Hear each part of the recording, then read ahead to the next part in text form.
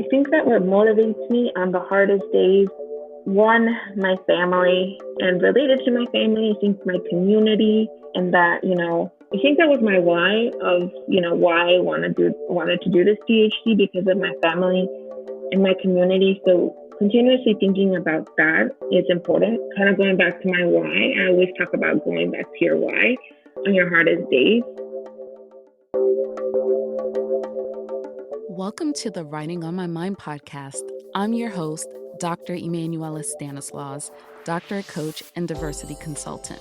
I finished my doctorate in 4 years while working full-time, traveling the world, and balancing a busy social life, and now I'm on a mission to create community for other BIPOC women to complete their doctorate degrees.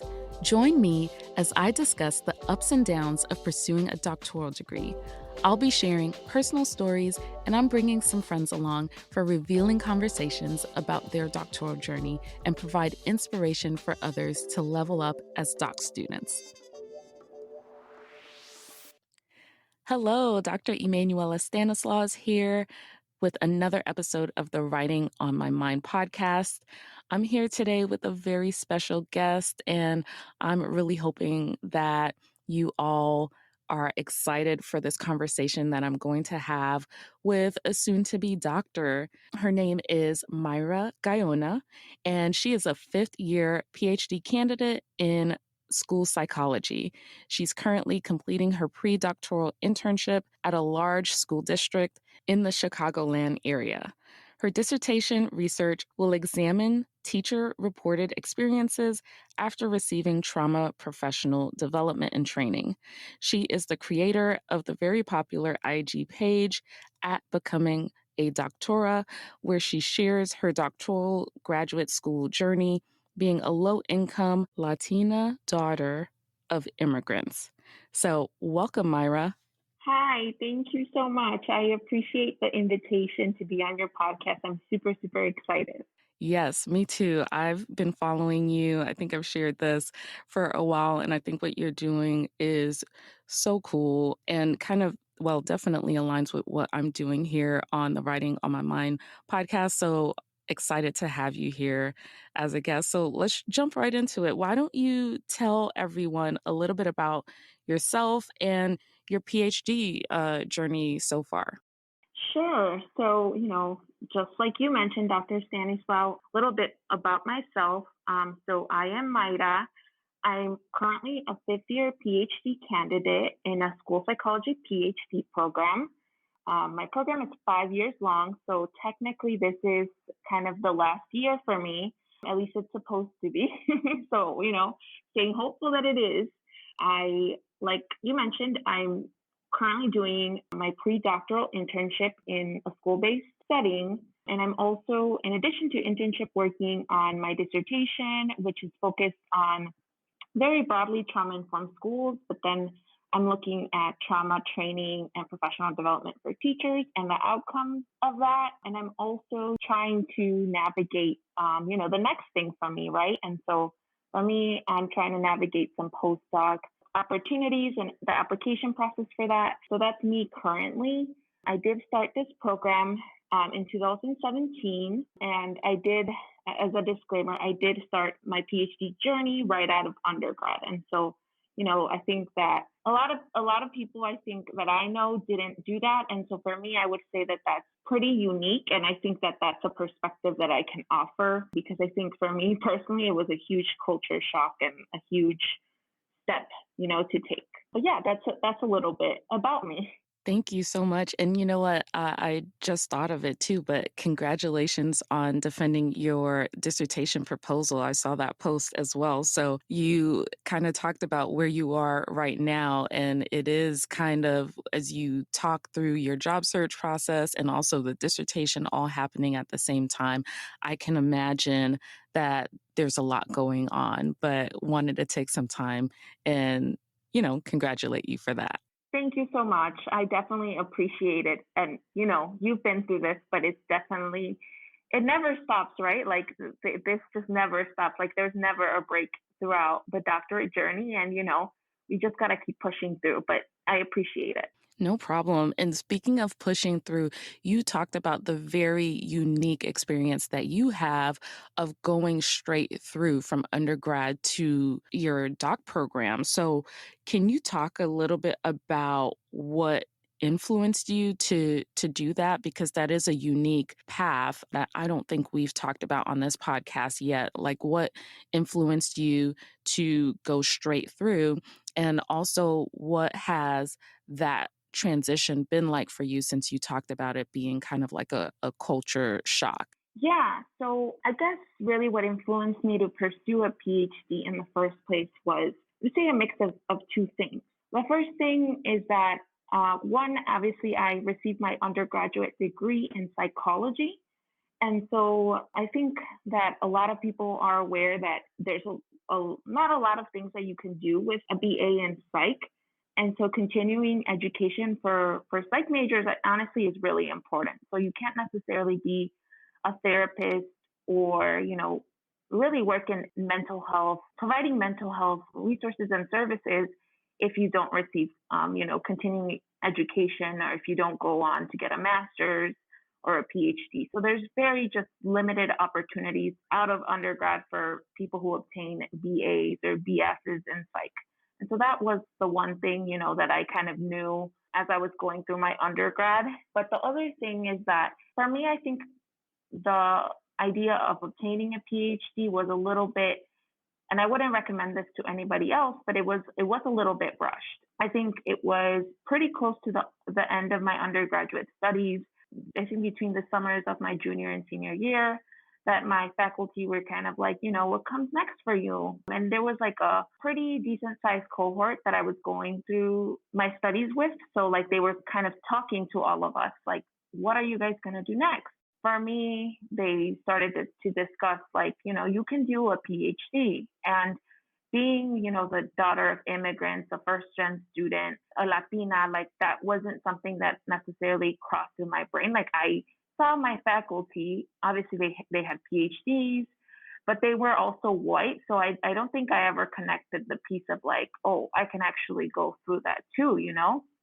And so, like, when we started having those discussions, they were kind of like, we encourage you to apply to a PhD program because you've done research. So we feel like you would be really well prepared to go into graduate school. And, so I started applying to PhD programs. It was like a very quick thing, like where it's like you are thinking about it and it's like now you have to start applying. And so I was thinking about it in August, and like I was submitting applications by December of the same year already. It was kind of just like, I would say it was a I'm gonna do it moment. And like, the worst thing that can happen is that I'm gonna get rejected and it's fine. Like I'll apply for the next cycle. Obviously, like I'm here. So, that means I did get admitted to one of the programs that I applied to. It was kind of just like, I'm gonna take this risk. And I got admitted to this program, and I really like this program, and essentially I'm going to take this chance. So it was kind of, I would say, like it was a lucky kind of moment for me. I would describe it obviously like I know I deserve to be here, and it's worked out for me to this day. So I'm really grateful. Thank you for sharing that. And you actually reminded me of my own personal journey. I started out in undergrad as a psych major as well. We know that psychology is like usually the top 5 or 10 majors in any institution. So I don't think that's uncommon. But one of the things that kept me from pushing through that is what you talked about, with the limited opportunities that are available if you have a bachelor's degree in the psych piece.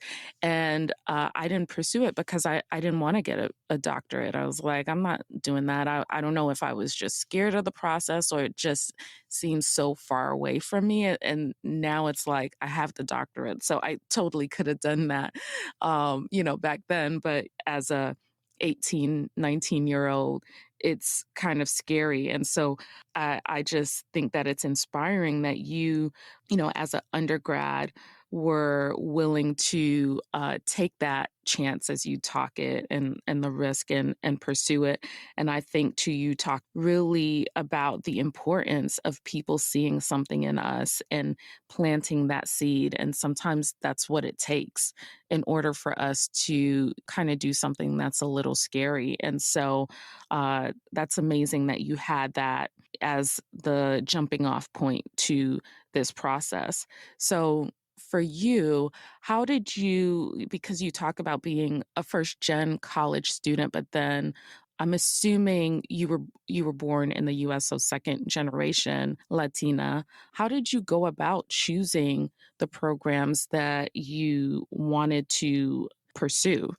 Yeah, so I think that's a great question. And again, obviously, given my background and my identity, like I didn't have, a lot of people can talk these things through with their family because they've been through it or they know someone who's been through it. But unfortunately, it wasn't the case for me.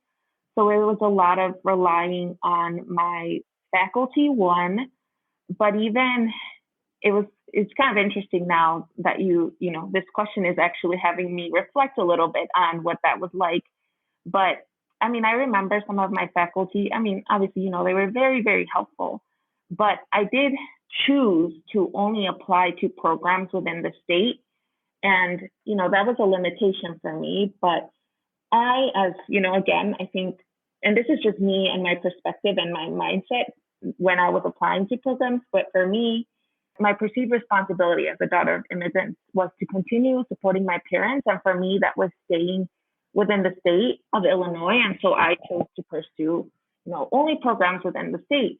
But even like now I'm reflecting, like, how my faculty were like pushing for me to like apply elsewhere. But that was just one of the big things, right? Like I needed to stay in state. And again, I wanted to stay close to my family and that was important for me. But that was one of the big factors. And right now, as I'm sitting here and reflecting, I'm like, wow, like my faculty were like, no, you shouldn't like focus on your family and you should think about yourself and try to get out of the state. For me, that's not what I was thinking. But that was one of the big factors. So like when I was looking for programs, I was like, I can only stay in the state.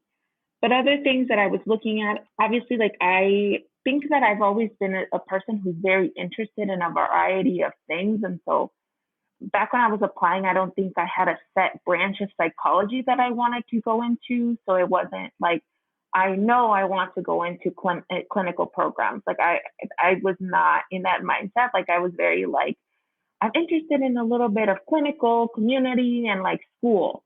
So, I applied to a variety of different programs. I wasn't sure necessarily again, because I'm just a curious person. So I was like, I think I could go into either of these sorts of programs. But I was looking at, obviously, like I said, location. I was also looking at funding and looking at faculty whose like research interests match with mine. And so those were the major things. But I'd also say like the mission, my institution right now the mission is very social justice oriented.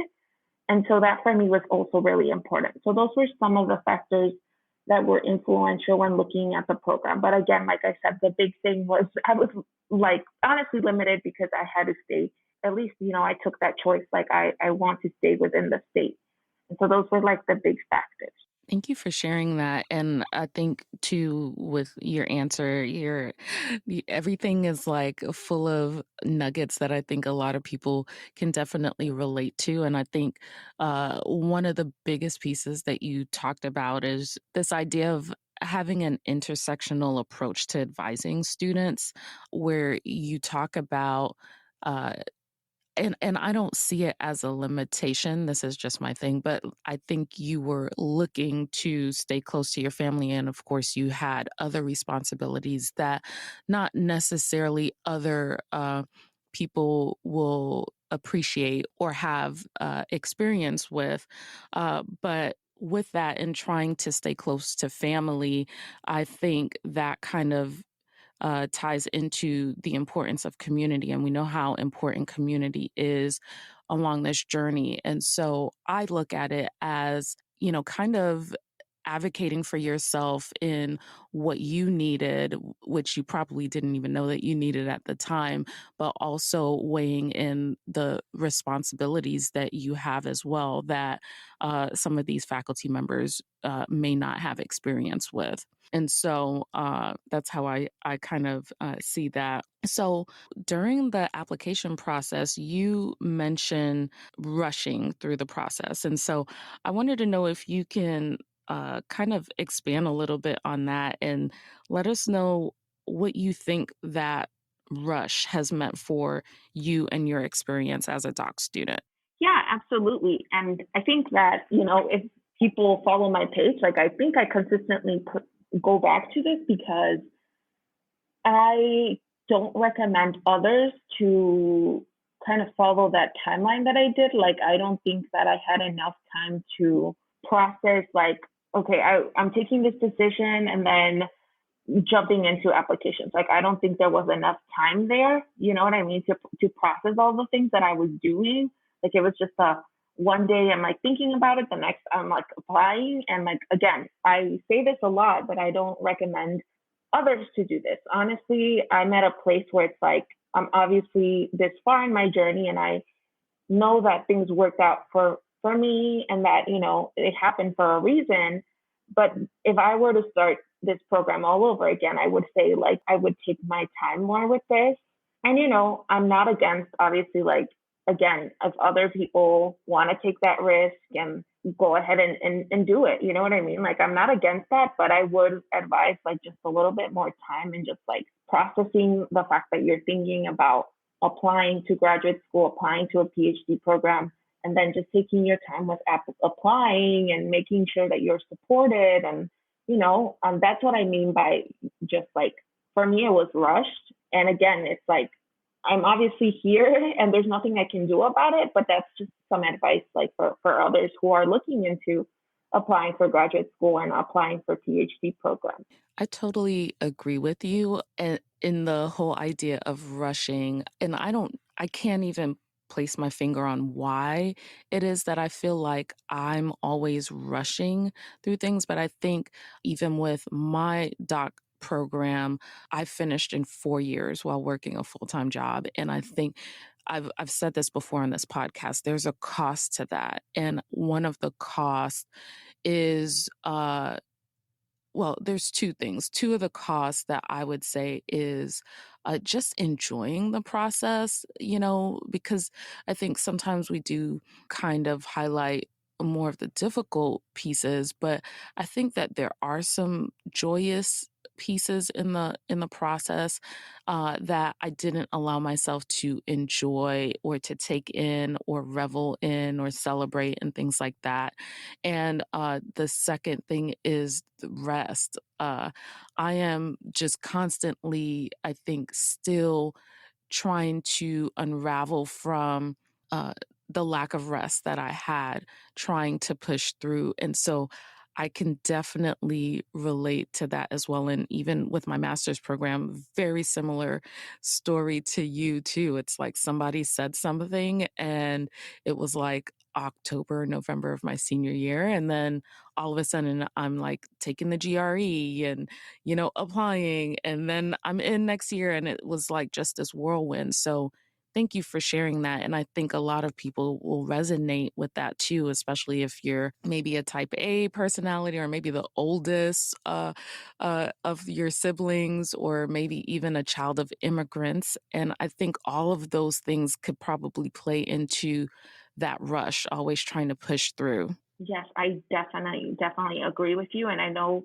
I wanted to add one thing that I know oftentimes, and I'm reflecting on that now. I think as a daughter of immigrants and as a low income individual, like I think we consistently rush ourselves. Like I think that's who we are. Like that's how we were raised, and we've seen our parents, you know what I mean, consistently do this. And I think it's like we're always looking at the next thing, right? Because I know for me personally, like even with the process of the postdocs right now, I'm like, I cannot financially afford to take an extra semester to finish this dissertation. You know what I mean? And so we are consistently, looking forward to the next thing or rushing to the next thing because of sometimes who we are and how we were raised and our identities, to be honest. I agree. And I think too, to add to that is we know the costs and the risk involved.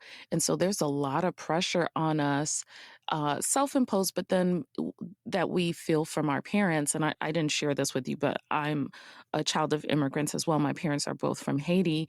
And so like I can totally relate to you with this and just the pressure of like, oh, I'm still in school, but I need to help them now. Like they need help now. And so, you know, just that constant pressure to push through. So I appreciate that. So, do you want to talk a little bit about what it's been like for you as a Latina in these spaces and you navigating as a student, trying to get your PhD? Yeah, I mean, absolutely. I think that the whole process of being a Latina in a PhD program has been bittersweet. I think that's like the best way to describe it because I think on the one side, it's just so incredible, to be one of like the only Latina in these academic spaces. Like, if I'm in my classes, I'm like the only Latina, and it feels like a sense of pride, like that I could enter these academic spaces that weren't built for me, that they weren't built with me in mind, and my people in mind, right? And so, it's a sense of pride to be here and I'm just grateful, on the one side because it's like my parents don't have very much education. My parents have I think a sixth grade education for a variety of reasons. They had to come to this country at a very young age and have been working in low income jobs like all their life. And for me, this means like the world to be able to be in a PhD program and to be this close to becoming a doctora almost is incredibly, I think, just like I'm very grateful, right? And very happy to have been able to make it this far, But on the other side, I think there's also just kind of tough, very sad because again, it's like the other side of the coin, right? Like I am the only Latina like in some of my classes. And that makes me sad, because I wish that there was more of us. I wish that I wouldn't have to be the only one navigating these spaces on my own. I wish I could have more people, in my community and have a faculty member that looks like me, right? And so on the other hand, I think there's just that feeling of like, wow, like this is tough for me, And like I mentioned earlier, I don't have other people who I can talk to about or close to me, like my close family members who have gotten PhDs. So it's very difficult. So, I mean, I think I'm just going to leave it at that. Like, it's just a very bittersweet kind of moment. Like, I think I'm very grateful, but I'm also just like, I can admit that it's on the other side, it's like very tough and very sad that, I'm navigating these spaces and there aren't more Latinos or more other students of color, essentially. Thank you for being vulnerable in sharing that. And I think many of us, women of color, feel exactly that, just difficult being in these spaces that weren't necessarily created for us or being the only and how isolating that can be for us. And so, is that one of the things that motivated you to start the Becoming a Doctora Instagram page? Yes, that was one of the reasons that motivated me to create this Instagram page, Becoming a Doctora. It was something that I had been thinking about. Like I just had days where it felt so heavy. Like it just felt so it was just a lot, and I think I was like, I want to share my perspectives with others. I want to share my day to day with others. It was more just like at first a method of almost self care, a method of just like my days feel heavy. I want to put this into the world. You know what I mean? I think that it started off as a self care method and then became something just pretty incredible and something way beyond, I think, self care. And what has it mean for other people? And I know you also have like some live events and things like that. Like, what has the space meant for other Latinx students that are grad students or doctoral students? I always like this is always like a tough question for me because it's like I don't necessarily know what my page means for me until like say for example like I get messages like when people tell me like this is how much your page means to me and this is how you inspire me so I think from me like doing the day-to-day like posts and lives like sometimes I always ask myself like do people benefit from this, do people like this and like from the day to day, like sometimes I'm not able to tell like what that impact is, but then I get messages from people and emails from people telling me that, that I've inspired them or that my post has made their day or that they needed that day. Like that's how I can tell, that I'm making an impact. And again, for me, it's not easy to like talk about this because again, it's like I don't know to a greater extent like what kind of impact, but then I get those messages that make me believe that I'm making an impact. If that makes sense.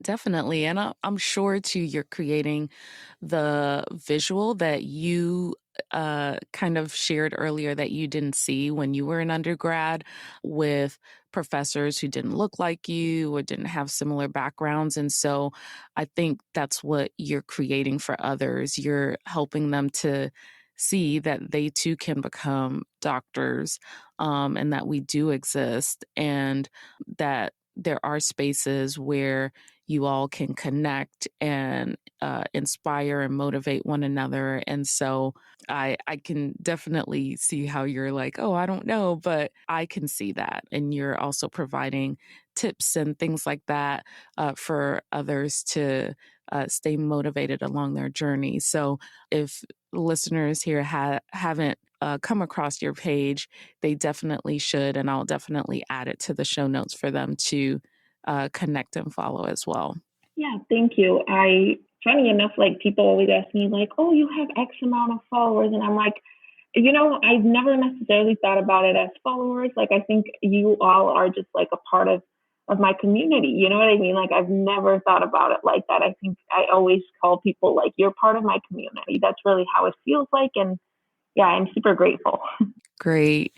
And so, what is it that you know now that you wish you knew when you first started your program? Yeah, I think that's a great question. And well, one, I think the thing that I mentioned earlier about not rushing it, like that's the thing that, again, I think back in the day, I will say when I was applying to programs, there wasn't as many academic Instagram platforms as there are now. And so, you know what I mean? Like it wasn't like I didn't know a lot of things, right? And so one of the big things, of course, is just like not rushing into it and looking, I think, again, connected to this, I think looking at or trying to find resources, there are a ton of resources out there. Like the one thing that I wish that I had known and that I know now, for example, is that there are things such as fully funded programs or that there are like a ton of like fellowship opportunities. So like one thing that's happened to me recently is that I'm like, wait, like this happened to me, I think in these past 2 years, like I'm just like, all of these fellowships, like I could have applied to them, and obviously I'm too late for these opportunities, but I always like to share these fellowship opportunities for a reason. But, there are a ton of opportunities that people can apply to and look into. And, so that's one thing I didn't know, that there are such things as fully funded programs and fellowships. And so those are definitely things that I advise people to look into. And then the other thing that I know now that I didn't know before is that there is a whole bunch of people who you can get connected to prior to beginning graduate school. And what I mean by that is that there are communities of people who you can get connected to, So I think we can continuously talk about finding your support system prior to graduate school, right? And so I think one of the things I would say is that, there are things that you could do prior to beginning graduate school, such as getting connected with academic individuals in the Instagram community, for example. Like that was a big thing for me. And I know that, us young people were always on Instagram, and that's like an easy way to get access to some resources and to get access to community. There's a whole bunch of people that we can get connected to. And so those are some things. Definitely two important things that aren't widely available, especially the funding piece, programs that are totally funded, where you can go and pursue a doctorate for free. And so, great advice on that. And then, yes, to finding academics. Through social networks like Instagram and Twitter.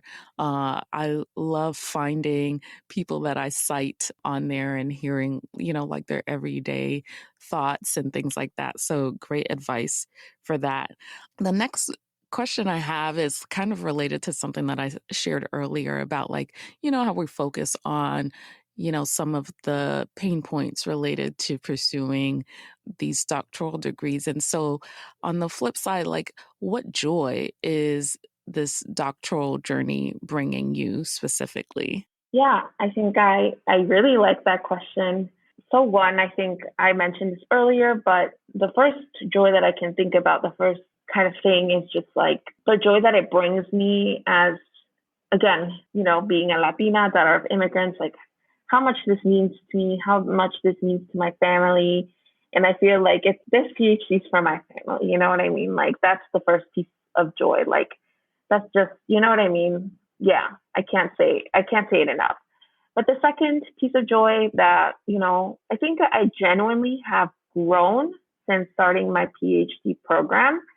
And I'm not, the same person that I was 4 or 5 years ago when I started this program, and I have changed, and I do see the change, and obviously you're not supposed to be the same person, right? But for me, it's been almost like an empowering journey, an empowering process. And I think I have a better sense of like who I am as a person and where I fit in the world and kind of what my calling is and you know what I mean? Like I think I understand that a little bit better. And that's also just something that really brings me joy, being able to understand myself and know myself better. And let me see. Let me try to think of another one. I'll get back to you if I can think of one. But those are the two major, I think, things that have been a sense of joy. Awesome. Thank you for sharing that. And definitely understand that, being pushed to the limit to where you're like, I've overcome this, or seeing the strength that you have within yourself. So, what motivates you on the hardest days during your PhD journey? Yeah, I think that what motivates me on the hardest days, one, my family, and related to my family, I think my community, and that, I think that was my why of, why I wanted to do this PhD because of my family and my community. So continuously thinking about that is important. Like kind of going back to my why. I always talk about going back to your why on your hardest days.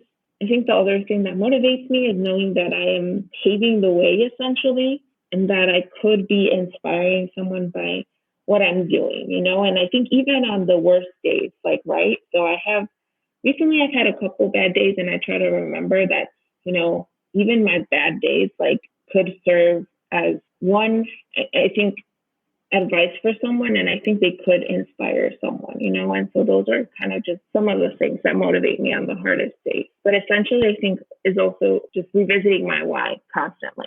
Yes, the why is so important, and it keeps us motivated for sure along the long road, right? And so definitely important. Well, Myra, this has been such a great conversation.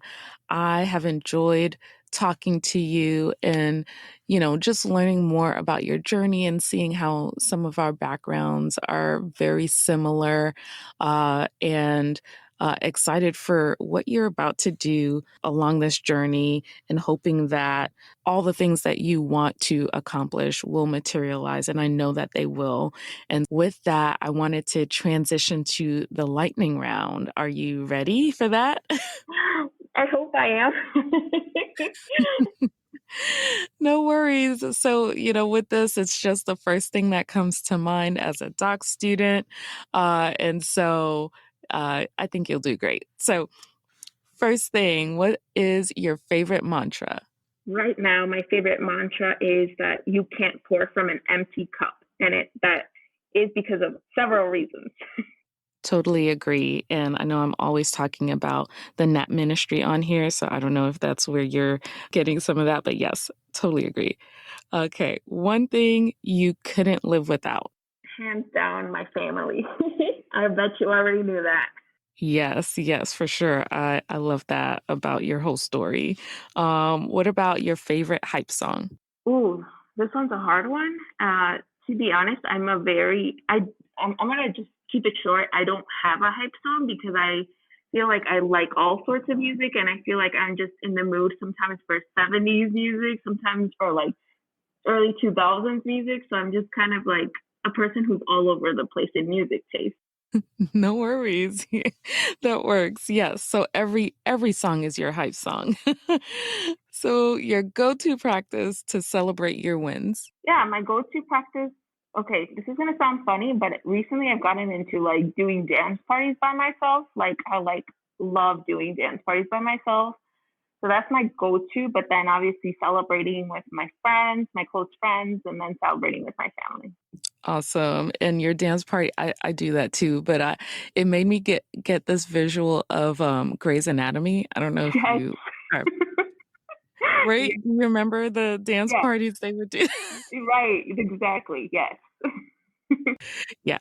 So totally fun. I totally agree with that. And then the last one is best piece of advice you've received. Yeah, I think the best piece of advice for any folks who are hoping to start PhD programs, the best piece of advice I've received or that I've seen is that choose a mentor who's a nice person. You know what I mean? Don't choose a mentor based on just kind of them being famous alone or them publishing great work alone. Like make sure that you have conversations with them and try and scope out if they are nice people and they are humble and they will be able to support you. So don't try to just, find an advisor solely based off work and based off kind of like their popularity. Great advice, because it's very disappointing when the person does not match with what the stuff that you read that they put out. So great piece of advice, Myra. I totally appreciate all of the wisdom that you shared today. And I wanted to give you an opportunity to share how people can stay connected with you. How can they follow you? How can they reach out to you if they want to do so? Yeah. So first and foremost, thank you, Dr. Stanislaus. It was amazing to be on your podcast. I really enjoyed this chat. So people can find me on Instagram. Becoming a Doctora is the page. And then on Twitter, my handle is Mayra Gaona. So yeah, those are the two main ones.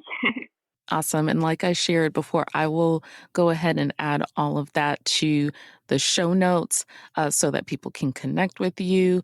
And again, to thank you for being such a great guest and for sharing your experience. I know that your story, your experience will be helpful to so many other students who are either thinking about pursuing their doctorate or are in the process and looking for motivation to push through. So thank you so much. Thank you. Thank you for the work you're doing. Thank you for listening to another episode of the Writing on My Mind podcast. If you'd like to support the podcast, make sure you subscribe and rate the show on Apple Podcasts and spread the word to other women of color doctoral students to grow our community. Be sure to follow me on Instagram and Twitter at Dr. Emmanuela. And if you're looking for a group of real women of color doctoral students to help you accomplish your goals, join the Writing on My Mind community by visiting writingonmymindpodcast.com. See you on the next episode.